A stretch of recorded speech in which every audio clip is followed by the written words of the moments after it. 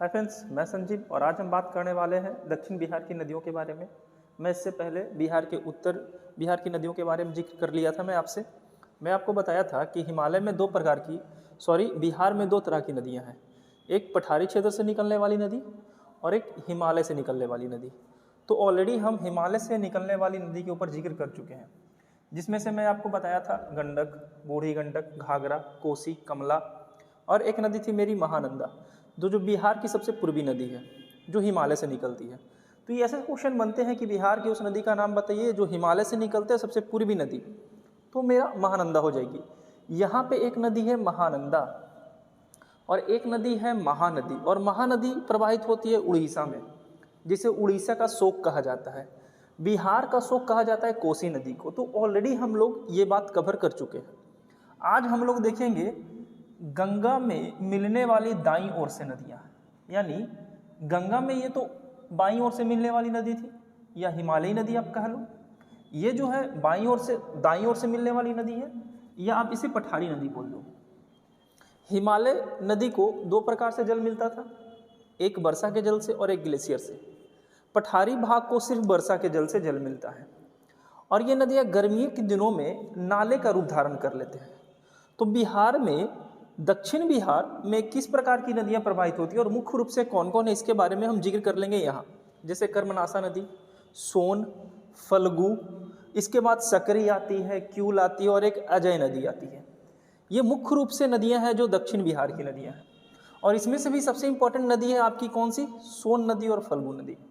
जब हम देखेंगे बहुउद्देशीय परियोजना, तो हम गंडक नदी के बारे में पढ़ेंगे, सोन नदी के बारे में पढ़ेंगे, कोसी नदी के बारे में पढ़ेंगे, जहाँ पे बैराज पुल का निर्माण किया गया है सिंचाई को लेकर। तो आज हम पढ़ने वाले नीचे की नदियों के बारे में। तो सबसे पहले यहाँ पे है कर्मनाशा नदी।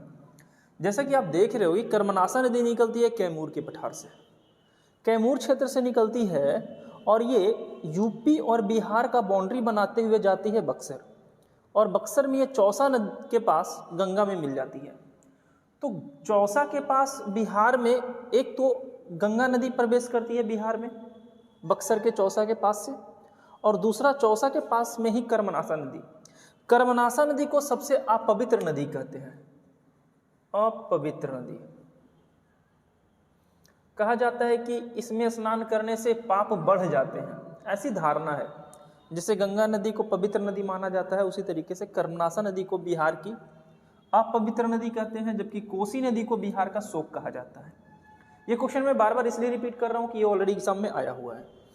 तो कर्मनाशा नदी के बारे में ज़्यादा फैक्ट है नहीं। अगर आपसे पूछे कि बिहार की उस नदी का नाम बताइए जो गंगा में पहले मिलती है और दक्षिण बिहार की नदी है, तो कर्मनाशा हो जाएगा, ठीक है। और यही कर्मनाशा नदी और गंगा नदी के पास एक युद्ध हुआ था, चौसा का युद्ध, हुमायूं और शेर शाह सूरी के बीच में। ये युद्ध होगा हमारा 1839 में, शेर शाह और हुमायूं के बीच में होगा, जिसमें हुमायूं पराजित हो जाएंगे और भाग जाएंगे गंगा नदी में कूदकर। अपने घोड़े के साथ ही गंगा नदी में कूद जाते हैं, और एक भिस्ती होता है जो उनका जान बचाता है। अब हम दूसरा देख लेते हैं सोन नदी, जो काफ़ी इंपॉर्टेंट है। सोन नदी निकलती है अमरकंटक के पठार से, और अमरकंटक के पठार मध्य प्रदेश में स्थित है। और इस अमरकंटक के पठार से 3 नदियाँ निकलती है, एक सोन है, दूसरी हमारी नर्मदा है, और तीसरी हमारी महानदी है। नर्मदा नदी भारत के पश्चिम दिशा में प्रवाहित होती है, यानी निकल के इधर की ओर बहती है, और ये मध्य प्रदेश में ही निकलती है, और थोड़ी सी गुजरात में जाती है नर्मदा नदी।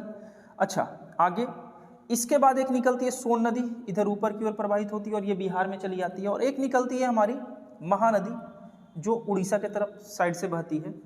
तो अमरकंटक के पठार से मुख्य रूप से 3 नदियाँ निकलती हैं, नर्मदा, सोन और महानदी।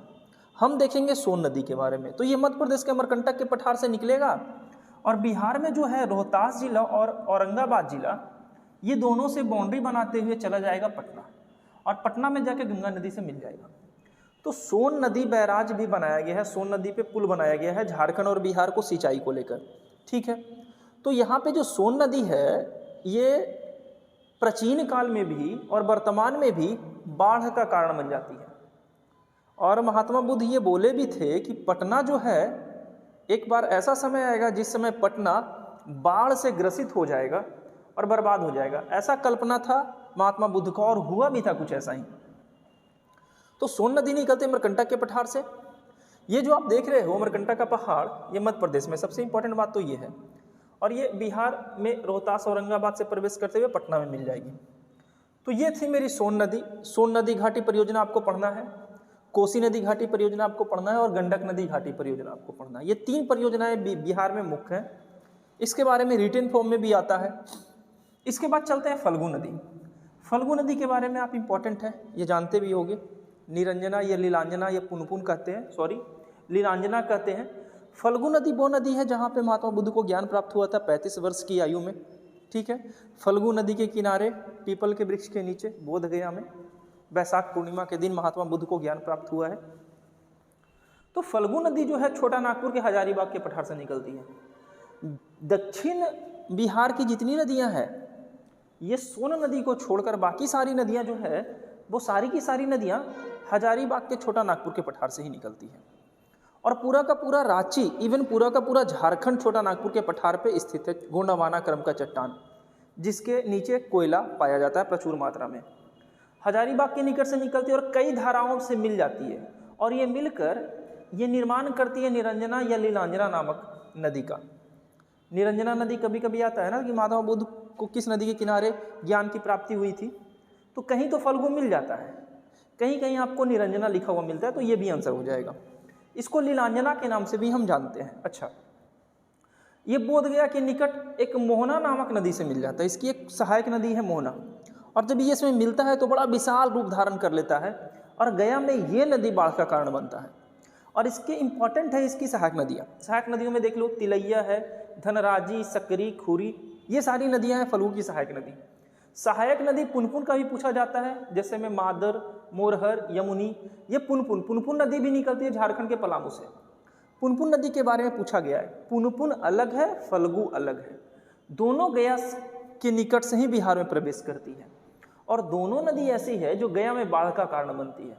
तो ये दोनों बातें आप याद रखिएगा। इसके अलावा हम चलते हैं इधर, देख लेते हैं सकरी और क्यूल, दोनों अलग अलग नदियाँ हैं और ये दोनों नदियाँ निकलती है हजारीबाग के पठार से। ठीक, एक है हमारी अजय नदी। अजय नदी के बारे में बस इतना बात आपको जानना है कि जिस तरीके से उत्तर बिहार में एक नदी है महानंदा, जो आती है नेपाल से और बिहार के बाहर पश्चिम बंगाल में मिल जाती है गंगा से, ठीक उसी प्रकार अजय नदी निकलती है चकई की पहाड़ी से। और ये क्वेश्चन पूछा गया, ये आपको इंपॉर्टेंट है, मोस्ट इंपॉर्टेंट है ये, कि अजय नदी कहाँ से निकलती है। चकाई की पहाड़ी से निकलती है और चकाई की पहाड़ी जमुई में स्थित है। और जमुई वो स्थान है जो भारत का सबसे अधिक सोना बिहार के जमुई जिला में मिला है इस बार। तो ये बात आप याद रखिए, क्वेश्चन पूछा भी गया है। अजय नदी चकई से निकलती है जमुई जिले से और ये जमुई, बांका, भोजपुर में प्रवाहित होते हुए चली जाती है पश्चिम बंगाल और पश्चिम बंगाल में जाके गंगा से मिल जाती है। तो ये थी हमारी उत्तर बिहार की नदियाँ और दक्षिण बिहार की नदियाँ। दोनों बिहार की मैं पूरी नदियाँ कवर कर चुका हूँ। नदी से क्वेश्चंस आते हैं। इसके बाद मैं देख लूँगा बिहार के झरने और जलप्रपात गर्म जल के सोते राजगीर में है, मुंगेर में है। ठीक है, तो बेसिक बातें हैं। इसके बाद हम ज्योग्राफी में करेंगे नेक्स्ट वीडियो में। जो हमारा परियोजना है, कोसी परियोजना हो, सोन परियोजना हो, इसके बारे में भी हम जिक्र कर लेंगे। तो आई होप कि ये वीडियो आपको अच्छा लगा होगा, लाइक कीजिएगा। मैं जाते जाते आपसे 2 क्वेश्चन पूछता जा रहा हूँ। पहला क्वेश्चन आप ये बता दीजिए कि आप ये बता दीजिए, सिंपल सा क्वेश्चन सकरी के बारे में, कि सकरी किसकी सहायक नदी है।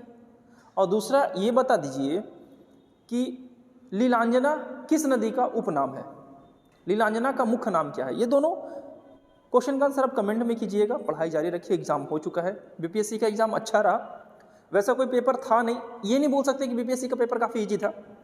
मॉडरेट था, ईजी टू मॉडरेट था, डिफिकल्ट लेवल का नहीं था। थोड़े क्वेश्चन ऐसे थे जो काफ़ी डीप में जाकर पूछे गए थे, बट क्वेश्चन ओवरऑल इतना था कि लोग अच्छे से 100 मार्क्स के अप्रॉक्स अचीव कर सकते हैं। तो ठीक है, हम बात करेंगे फिर। तब तक के लिए पढ़ाई जारी रखिए, अपना ख्याल रखिए। धन्यवाद।